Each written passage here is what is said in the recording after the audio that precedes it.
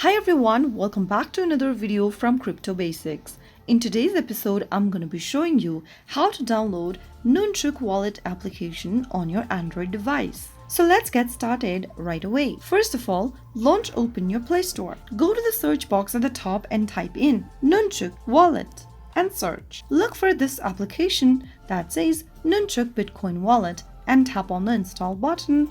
Wait for the application to download and install on your Android phone, which will take a couple of minutes, and once it is done, tap on the open button to open Nunchuk Bitcoin wallet on your Android device. And that is how you can easily download Nunchuk wallet on Android within a couple of minutes. If you found the video to be helpful, go ahead and give us a thumbs up. Don't forget to subscribe to our channel by hitting the subscribe button. Also press the bell icon so that you'll never miss another upcoming upload from us. I will see you again in the next episode. Thank you for watching.